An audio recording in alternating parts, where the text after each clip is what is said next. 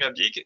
À l'occasion de cette masterclass, on est très, très content de pouvoir vous présenter un contenu de qualité grâce à nos deux intervenantes, Ulrike Meyerhofer et Ludivine Chalençon, deux enseignantes-chercheuses spécialistes de notre sujet, de la croissance externe. Et je vais peut-être vous laisser vous présenter en quelques mots avant de poursuivre. Bonjour, donc je suis ravie d'intervenir dans cette masterclass avec Ludivine et Thomas. Je m'appelle Ulrike Maillot-Offert et je suis professeure à l'IAE Nice, Université Côte d'Azur, où je dirige le laboratoire GRM, groupe de recherche en management. Et je travaille sur les acquisitions des PME. Bonjour, donc Ludivine Chalençon, je suis maître de conférence à l'IAE de Lyon. Merci beaucoup de nous avoir conviés à cette masterclass. On est vraiment ravis d'être là aujourd'hui pour parler d'un sujet qui nous passionne, donc les acquisitions réalisées par les PME. Merci beaucoup. Donc, de mon côté, Thomas Bastin, et je travaille au sein de BPI France Le Lab. Et j'ai eu le plaisir de travailler sur une étude dédiée au sujet de la croissance externe à l'échelle des PME. Et à cette occasion-là, donc j'ai eu la chance de pouvoir rencontrer, interviewer Ulrike et Ludivine. Et donc, je suis absolument convaincu que leur expertise vous sera également grandement profitable à la suite de cette masterclass. Alors, une petite présentation de notre plan pour les 35 prochaines minutes. On va vous présenter en quelques données clés la dernière publication de BPI France Le Lab à laquelle j'ai contribué sur ce sujet. Ensuite, je laisserai la parole à Ulrike et Ludivine qui vous présenteront leur connaissance très précise, très intime de ce sujet-là, et notamment en abordant 10 bonnes pratiques pour tous ceux qui sont à la recherche de conseils pratiques, de conseils plus pragmatiques, et je pense qu'il y en a nombreux parmi vous. Alors, pour présenter très rapidement notre étude de BPI France Le Lab, on a eu quelques données clés qui ont été retenues pour cela. D'une part, 81% des dirigeants de PME ont déjà envisagé une acquisition d'entreprise. Donc c'est un chiffre énorme parce que d'ordinaire, on estime que c'est plutôt une pratique réservée aux grands groupes qui ont une direction de la M&A en interne, qui ont la possibilité de faire appel à des banquiers d'affaires, toute une expertise qui semble plutôt a priori hors d'atteinte des PME. Or, on voit que c'est quand même un projet qui a été caressé par 8 dirigeants sur 10 à cette échelle. Là où le bas blesse, c'est que 34% seulement ont pu réaliser une acquisition et ont pu aller jusqu'au bout de leur projet. Donc on voit qu'il y a un certain écart, et c'est évidemment quelque chose qu'on souhaite interroger, savoir pourquoi est-ce qu'il y a autant de perditions entre les projets formulés et les acquisitions réellement menées jusqu'à leur terme. Autre donnée intéressante aussi, 55% des opérations menées par les dirigeants de PME sont inférieures à 1 million d'euros. Donc on voit que c'est des opérations plus petites que celles dont on entend beaucoup parler dans les médias traditionnels. Autre chose qu'on voulait mettre en avant ici, c'était que les dirigeants de PME, ils s'approprient les différentes bonnes pratiques de la croissance externe réalisées par les grands groupes. Donc, même s'ils n'ont pas, comme on l'a mentionné un peu plus tôt, s'ils n'ont pas d'équipe de M&A en interne, ils peuvent tout de même s'inspirer des bonnes pratiques des plus grandes sociétés qui ont l'habitude de faire cela. On voit toute l'importance de ce sujet lorsque 66% des dirigeants considèrent que l'acquisition d'une autre entreprise est indispensable dans la vie d'une PME en développement. Donc là, les mots ont été choisis avec soin dans l'intitulé de la question. Et c'est véritablement le caractère indispensable qui a de quoi surprendre. Tous les dirigeants qui sont ambitieux et qui souhaitent croître voient l'acquisition d'une autre entreprise comme un moyen privilégié d'y parvenir. Enfin, on a pu voir que les dirigeants étaient souvent très débordés, et ils avaient beaucoup de responsabilités différentes, mais que malgré tout, l'acquisition d'une entreprise, ça restait un projet ambitieux à leurs yeux et qu'ils ne comptaient pas le sacrifier si facilement. Une autre donnée intéressante, on se projetait vers l'avenir, on demandait aux dirigeants si, dans les 5 prochaines années, ils comptaient vendre leur entreprise ou s'ils avaient l'intention de racheter une entreprise à moyen terme. Et donc là, on a été très surpris de constater que près d'un dirigeant de PME sur deux prévoyait de vendre leur entreprise si ils recevaient une offre qui était à la hauteur de leurs espérances et aux standards du marché. Donc, on sent ici aussi qu'il y a une certaine difficulté d'être dirigeant, que c'est compliqué, mais qu'il y a quand même cette vision de l'opportunité business. Si on peut vendre son entreprise à un bon prix, c'est plus considéré comme un aveu d'échec. C'est plutôt une sorte de réussite dorénavant. et ça permet aussi de faire tourner des actifs dans l'économie et c'est peut-être une bonne chose. Mais de voir une telle proportion, ça interroge aussi tout de même parce que c'est presque une entreprise sur deux qui est susceptible de changer de propriétaire dans les 5 prochaines années. C'est quand même, ça pose des questions d'ordre stratégique assez fondamentales. De l'autre côté, on voit que 72% des dirigeants ont l'intention de racheter une entreprise à moyen terme. Donc, c'est pas contradictoire parce qu'ici, on voit que des dirigeants peuvent avoir le projet de racheter, mais qu'ils peuvent aussi vouloir vendre si jamais une bonne offre se présente. Et c'est aussi quelque chose de très positif parce qu'on voit qu'il y a cette ambition qui demeure, que les dirigeants sont toujours capables de se projeter vers des opérations d'envergure. Et ça démontre bien qu'ils sont capables d'imaginer des stratégies conquérantes à long terme. Enfin, il me semble que c'est la dernière slide pour présenter cette étude. On voit également ici que souvent on a un chiffre en tête, une opération d'acquisition sur deux se solde par un échec. Là, on voit que 75% des dirigeants de PME qui ont achevé une opération d'acquisition, ils estiment que cette opération a obtenu des résultats conformes ou supérieurs à leurs objectifs.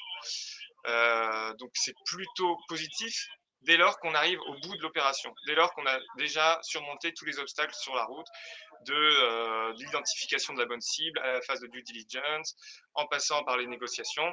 Si toutes ces étapes-là se déroulent bien, généralement 3 dirigeants sur 4 se disent satisfaits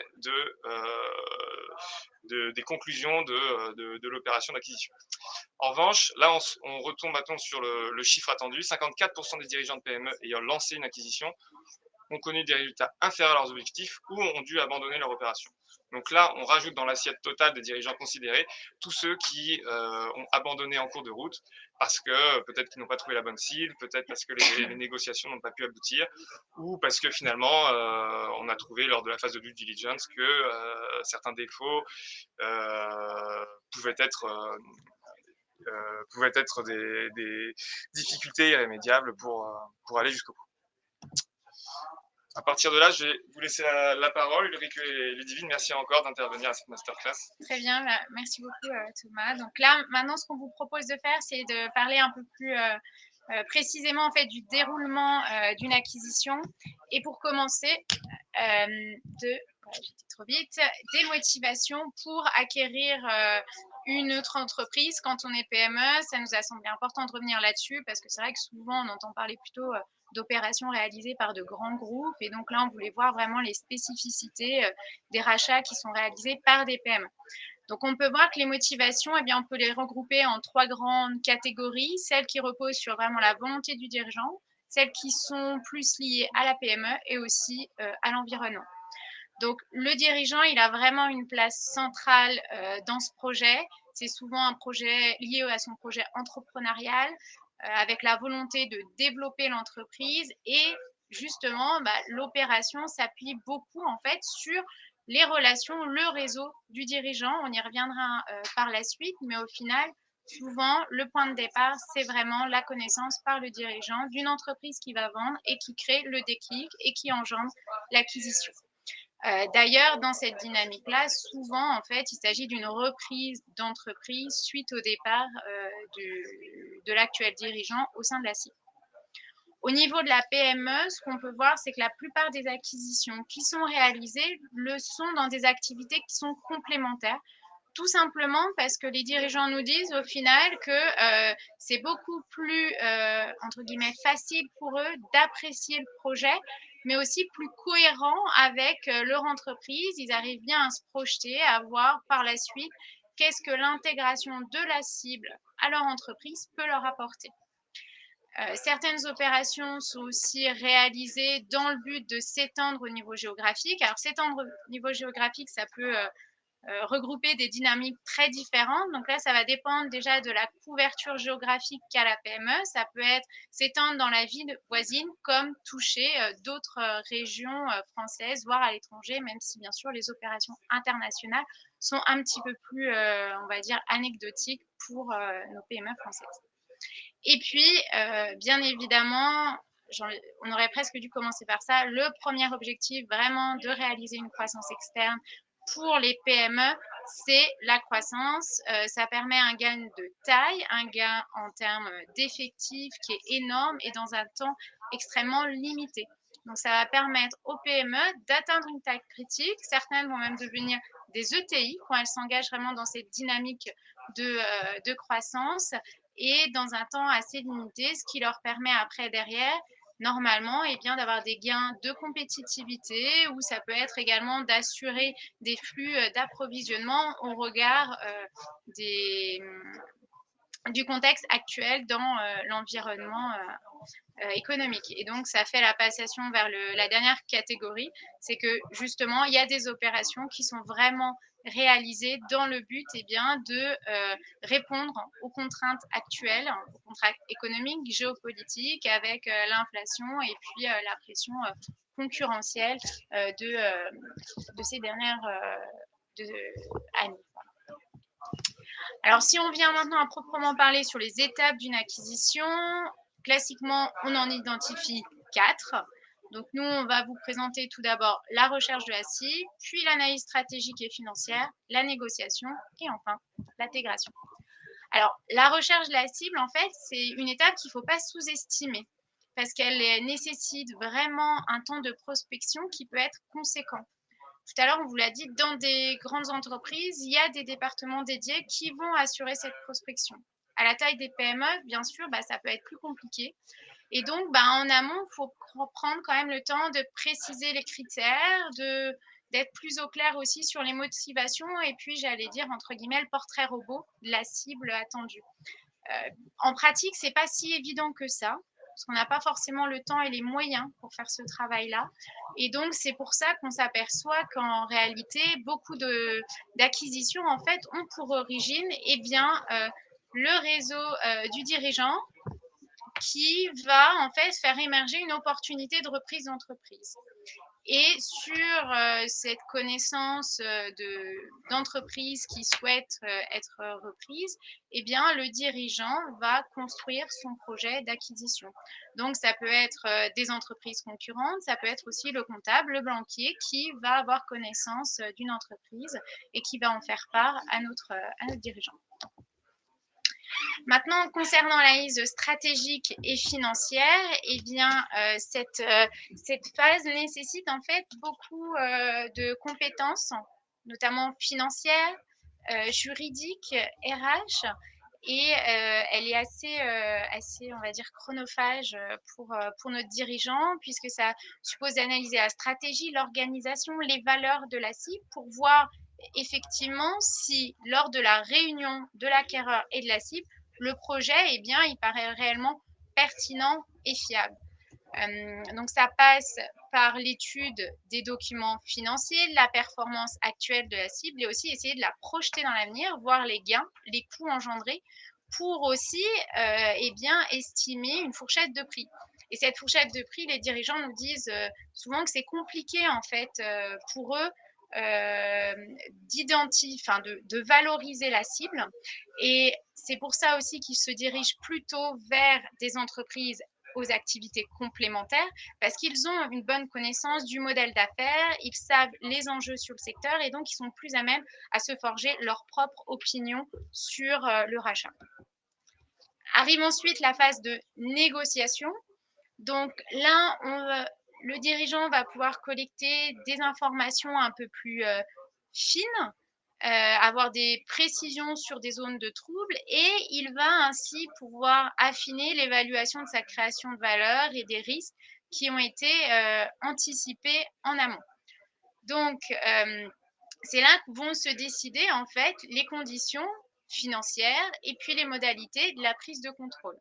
Alors là, ça nécessite encore une fois une expertise financière, juridique, RH assez conséquente. Et puis, il faut que la cible et l'acquéreur trouvent un terrain d'entente.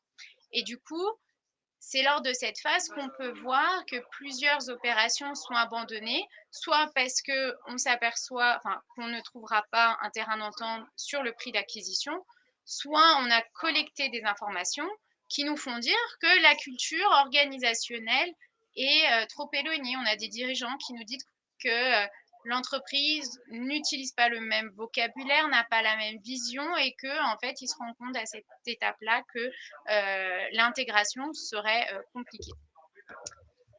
Dernière étape, l'intégration. Alors l'intégration, c'est la dernière étape, mais au final, c'est là où tout va réellement commencer.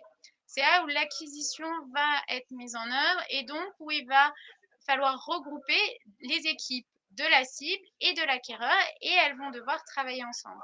Travailler ensemble alors même que les équipes de la cible n'ont pas été recrutées par l'acquéreur et qu'elles n'ont pas adhéré nécessairement au projet de l'entreprise acquéreuse.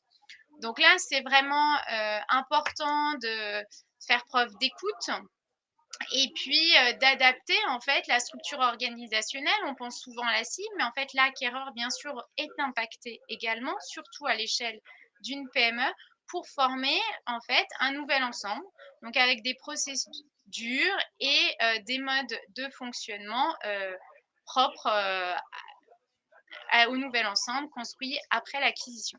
Ça peut être utile aussi d'avoir un calendrier de l'intégration parce que ça va créer une dynamique et puis ça crée aussi plus de stabilité, ça peut rassurer les équipes. C'est des périodes qui sont quand même difficiles pour les salariés, il y a beaucoup d'incertitudes, il y a beaucoup de craintes et donc de créer plus de visibilité, de savoir où on va, d'afficher vraiment les objectifs des différentes étapes peut vraiment aider en fait au bon déroulement de l'intégration. Alors, on a pu apercevoir au fil de ce déroulé déjà quelques difficultés que nos entreprises peuvent rencontrer. On a souhaité ici vraiment les synthétiser parce que en avoir conscience, eh bien, ça permet aussi peut-être de mieux les anticiper et les gérer lors de la réalisation d'une acquisition. Donc, on retrouve nos trois catégories, dirigeants, PME et environnement. Donc, vraiment, encore une fois, la place centrale du dirigeant qui est vraiment au cœur du processus d'acquisition. Le dirigeant de PME a un agenda déjà bien rempli et l'acquisition va vraiment nécessiter un temps conséquent. Et donc, il faut vraiment l'anticiper, essayer de se dégager du temps. Dans les acquisitions qui sont réalisées, on va dire, le mieux possible, souvent il y a un bras droit, il y a une personne de confiance qui est là, sur lequel le dirigeant va pouvoir s'appuyer, mais ce n'est pas toujours possible. Donc on a un dirigeant qui nous fait part souvent de sa solitude dans ses prises de décision qui sont impactantes. Donc, il peut faire appel à des prestataires pour l'accompagner. Ça représente un coût, mais ça lui donne accès à une expertise dans différents domaines. On a vu financier, RH, juridique, aussi industriel, qui viennent compléter en fait son analyse de l'acquisition. On voit aussi que l'expérience est déterminante. Souvent, il y a beaucoup de freins, beaucoup d'inquiétudes à la réalisation d'une opération, mais ce qui est plutôt encourageant, c'est qu'on voit que les dirigeants qui ont mené une acquisition ont tendance par la suite à en réaliser à nouveau. Et ils capitalisent ainsi sur tous les faits d'apprentissage qu'ils ont eu pour mener à bien ces opérations. Et même chose dans les PME, parfois on a un peu, il y a une formalisation de la stratégie qui est un petit peu moins aboutie, qui repose aussi sur le dirigeant et ça aussi, ça peut être un frein à la réalisation d'une acquisition. Au niveau de la PME, on va retrouver encore des éléments qu'on a pu identifier rapidement lors de cette présentation. Le manque en fait de ressources, de personnes qui peuvent être là pour aider le dirigeant à identifier, à évaluer les cibles, qui constitue un réel frein. Le financement également est évoqué par les dirigeants, avoir la connaissance des financements possibles et puis avoir un accord d'un prêteur ou d'un investisseur. Et puis, il y a tous les freins liés à l'intégration, où il y a beaucoup de craintes sur la capacité à intégrer les équipes et puis à faire fonctionner ensemble deux cultures organisationnelles qui sont au départ bien distinctes. Et puis, pour terminer, eh bien, des freins qui sont plus liés au cadre réglementaire, où là aussi, il y a parfois un manque d'expertise dans le domaine. Et puis, les incertitudes économiques et politiques liées au contexte géopolitique et économique actuel. Donc, je vais maintenant passer la main à Ulrike pour les 10 bonnes pratiques pour les PME. Merci Ludivine. Donc justement pour replacer ce contexte des acquisitions des PME, On a aussi regardé quelles sont les tendances actuelles au niveau des grands groupes, hein, et vu le contexte géopolitique actuel, la multiplication des crises sanitaires, politiques, économiques, qu'est-ce qu'on observe de manière générale en France, à l'international? On voit un ralentissement des acquisitions, hein, pour les grands groupes notamment. Et puis ces grands groupes aujourd'hui ciblent plutôt les entreprises de petite taille, des startups, des PME. Hein. Donc je pense qu'il y a aussi une double problématique, hein, être acquéreur quand on est une PME, mais aussi être une cible quand on est PME, puisque de nombreux dirigeants, comme le montre aussi l'étude BPI France aujourd'hui, partent en retraite. Hein. Donc je pense que quand on parle des bonnes pratiques, il faut tenir compte de cette double perspective, être acquéreur ou être une cible pour les rachats, puisque la tendance qu'on peut observer aujourd'hui au niveau des grands groupes, c'est aussi plutôt des acquisitions d'entreprises de petite taille, de start-up, de PME, et ça semble aujourd'hui être la fin des méga deals qu'on a pu observer dans la période, dans ces dernières années ou ces dernières décennies. Et puis on voit aussi que les grands groupes aujourd'hui essayent plutôt d'acquérir des sociétés dans leur pays, donc en France pour les multinationales françaises, dans des pays proches. Donc il y a aussi ces tendances qui peuvent avoir une influence sur les acquisitions des PME et puis les bonnes pratiques, hein, parce que la question souvent qui se pose, c'est racheter ou être racheté, vu le contexte actuel. Et avec Ludivine et Thomas, on a essayé d'identifier les 10 bonnes pratiques, hein, pour les PME. Comment concrètement, parce que c'est des opérations qui restent extrêmement complexes, notamment pour les PME, hein, où il n'y a pas d'équipe spécialisée en fusion-acquisition, où il y a un manque de temps, un manque de ressources. Et pourtant, on voit que les PME qui réussissent à finaliser des acquisitions arrivent à atteindre plutôt leurs objectifs. Hein. Donc le taux de succès, une fois qu'on arrive à réaliser l'acquisition, est plutôt satisfaisant selon les données de l'étude BPI France. Et donc on va vous présenter 10 bonnes pratiques pour les PME qu'on a pu identifier. La première, c'est avoir une vision stratégique, c'est-à-dire qu'on soit acquéreur ou qu'on fait le choix de vendre et d'être racheté, même si ici, dans la présentation, on va plutôt se positionner du point de vue de la PME acquéreur. La première question qui se pose tout de même, c'est quel est mon projet stratégique, c'est-à-dire comment est-ce que je vois mon entreprise dans 3 ans, dans 5 ans, puisque une acquisition nécessite du temps. Souvent, le projet stratégique, ça peut être accélérer la croissance, mais ça peut aussi être accéder à des nouvelles ressources, ça peut être des technologies, ça peut être des marques, ou réaliser une intégration verticale, c'est-à-dire racheter un fournisseur, racheter un distributeur ou racheter un client. Donc, il est très important d'avoir cette vision stratégique au départ pour mener à bien cette acquisition et pour la réussir. Et selon nos observations, ce qu'on peut aussi voir, c'est que les acquisitions plutôt réussies, c'est des acquisitions où les PME rachètent des cibles où les activités et les marchés sont complémentaires, plutôt que racheter des concurrents directs ou des concurrents qui ont des activités éloignées. Puisque quand on rachète une société qui a des activités ou des marchés complémentaires, on peut plus facilement intégrer la cible, intégrer les activités, intégrer les équipes.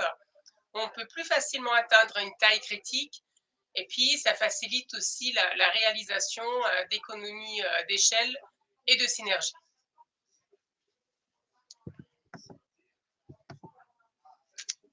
Alors, il paraît aussi important en fait de préparer le financement en amont de l'opération. Donc, quel type de financement le dirigeant est prêt à ou souhaite mobiliser? Donc, est-ce que c'est un financement par dette? Est-ce que c'est un financement par levée de capitaux propres? Donc, le financement par dette, on va dire le combo dette autofinancement, c'est plutôt pour des acquisitions de taille réduite, sous réserve bien sûr de respecter les conditions bancaires, alors que dès lors qu'on passe sur des opérations à plus grande envergure, eh bien, les levées de capitaux propres permettent vraiment de stabiliser la structure financière de la PME et limiter l'impact d'éventuelles difficultés lors de la phase d'acquisition. Mais cela suppose néanmoins faire entrer souvent un nouvel investisseur et donc de revoir la gouvernance de la PME. Cela étant, même si parfois on se dit que les levées de capitaux propres eh bien, sont pas forcément accessibles pour les PME ou présentent des contraintes très fortes, on note qu'il y a beaucoup de PME qui ont réalisé ces levées de capitaux propres en amont de l'opération, avant même les premières phases d'acquisition, vraiment dans le but d'avoir des ressources financières disponibles qui peuvent être mobilisées très rapidement si une opportunité se présente.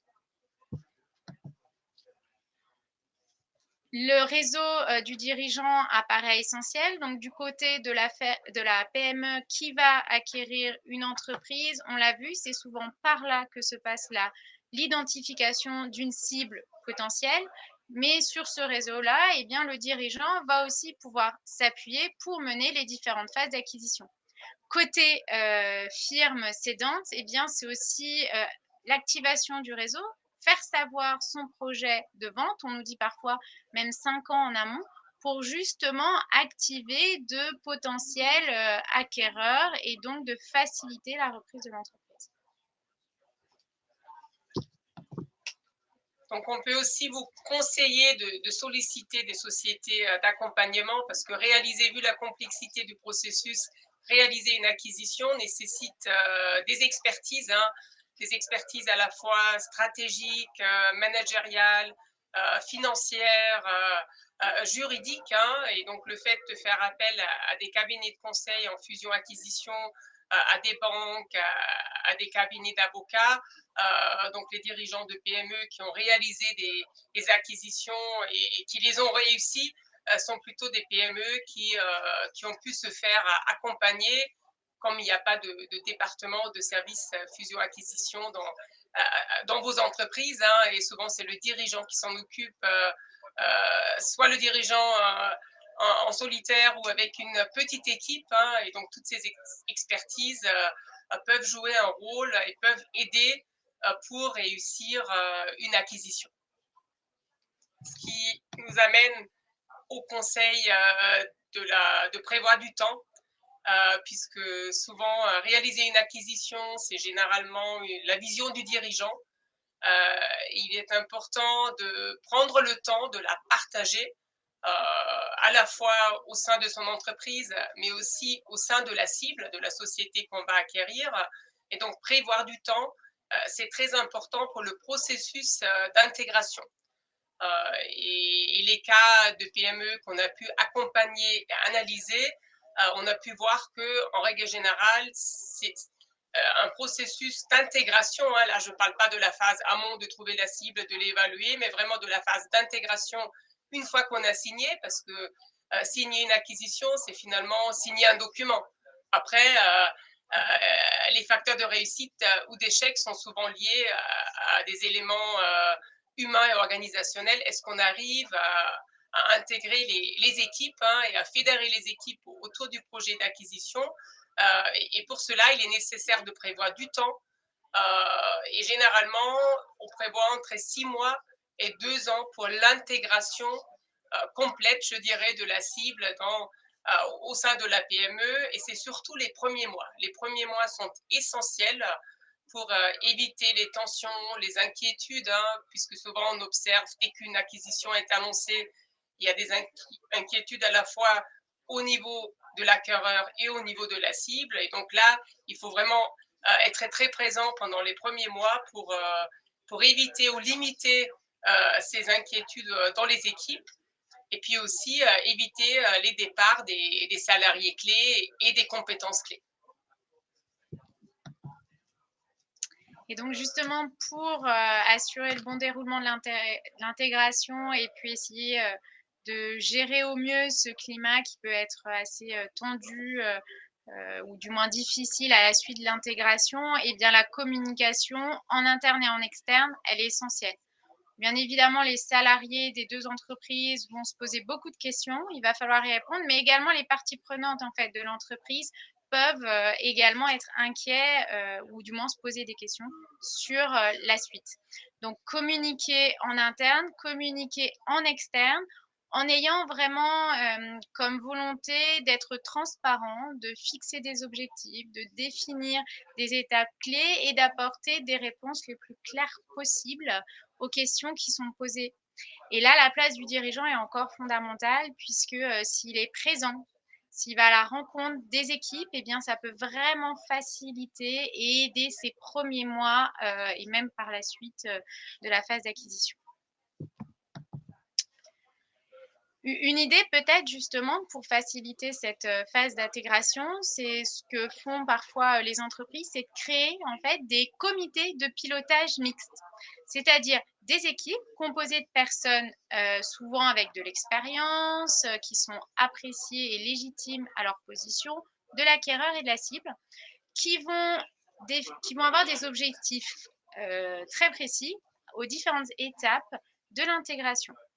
Elles vont ainsi apprendre à s'écouter, se comprendre, travailler ensemble et donc ça va favoriser les relations de confiance entre les deux structures. Donc c'est vraiment essentiel de repérer des personnes clés et aussi vraiment d'affecter des objectifs vraiment clairs à ces comités de pilotage.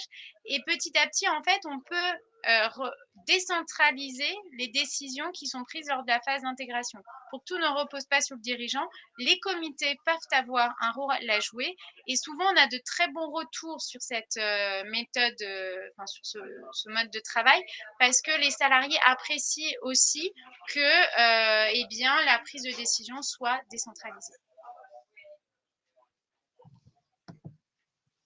Et justement, on a besoin de ces comités de pilotage mixtes pour harmoniser les outils de gestion, les process, les systèmes d'information, les systèmes de reporting, pour vraiment intégrer la société cible et pour éviter les coûts opérationnels, pour bien développer les synergies entre l'acquéreur et la cible. Et donc là aussi, il faut prévoir du temps et associer les équipes autour du projet, autour du processus d'acquisition pour harmoniser les outils de gestion, élaborer ensemble quelles sont les meilleures solutions, quels sont les outils qu'on va retenir. Est-ce qu'on retient forcément les outils de l'acquéreur ou de la cible? Qu'est-ce qui paraît le plus adapté? Puis plus vous allez impliquer les équipes, mieux vous allez réussir. Parce que comme on le disait, une acquisition, c'est finalement la signature d'un document. Et après, le défi consiste à intégrer les équipes. Et plus on arrive à convaincre les équipes et à partager la vision du dirigeant pour le projet d'intégration, plus on arrivera aussi à harmoniser les outils de gestion et des process dans un laps de temps aussi plus limité. Et puis notre dernière recommandation, c'est le développement d'une culture organisationnelle commune, c'est-à-dire développer une culture commune. Quelles sont les valeurs? Ce n'est pas toujours les valeurs de l'acquéreur ou les valeurs de la cible. Donc là aussi, on peut organiser des workshops avec les équipes de la cible, de l'acquéreur, pour définir ensemble ces valeurs communes qui peuvent bien sûr intégrer les valeurs des deux entreprises. Et l'objectif, c'est vraiment de renforcer ce sentiment d'appartenance de l'équipe à l'entreprise, parce que sinon le risque c'est toujours d'avoir la cible et puis l'équipe qui reste un peu à part et qui n'est pas réellement intégrée. Et dans ce cas-là, on peut s'interroger sur l'intérêt même d'une acquisition. Donc développer une culture organisationnelle commune et c'est encore plus important quand on va acquérir des cibles qui ne sont pas dans la même région, qui peuvent être dans d'autres régions de France ou qui peuvent être localisées à l'international.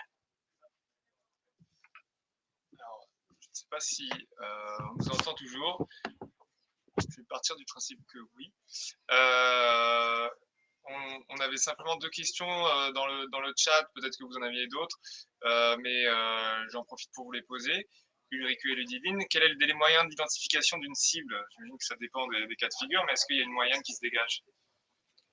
Alors, il y a une grande variété des situations, mais alors je dirais plutôt peut-être 2 ans. Mais c'est vrai que c'est très, très variable en fait, parce qu'on a comme ça des projets qui émergent et donc qui peuvent aller assez vite. Et à contrario, on a des PME qui ont là un projet assez précis, qui vont chercher une entreprise et qui ont vraiment des difficultés à trouver chaussures à leurs pieds. Et donc là, ça peut prendre vraiment du temps. Et deuxième question, merci pour cette réponse synthétique, parce que là, avec nos contraintes, c'est parfait. On nous demande votre avis sur les fonds de recherche, les search funds. Est-ce que vous avez une opinion sur ces acteurs-là? Alors, sur les fonds de recherche, c'est de nouveau assez variable. Je pense qu'il faut vraiment quand même avoir, là pour le coup, faut pas se dire on fait appel à un fonds de recherche pour trouver la solution merveilleuse et puis un peu délester le projet. Il faut vraiment anticiper en amont et quand même avoir réfléchi sur les critères de la cible qu'on recherche, qu'est-ce qu'on veut pas, pour vraiment accompagner. Donc oui, ça peut être une aide précieuse, mais ça fait pas tout le travail. C'est parfois la difficulté qu'on observe plus spécifiquement dans les PME, hein, puisque évidemment, en tant que dirigeant, vous portez le projet, donc vous êtes pressé, mais après, il y a les équipes, il faut trouver la cible. Hein. Parfois, ça peut aller plus rapidement parce que c'est une opportunité à laquelle vous n'avez pas pensé, puis c'est une entreprise que vous connaissez bien, le dirigeant part en retraite, vous la rachetez, et parfois, vous avez un projet sur un marché spécifique.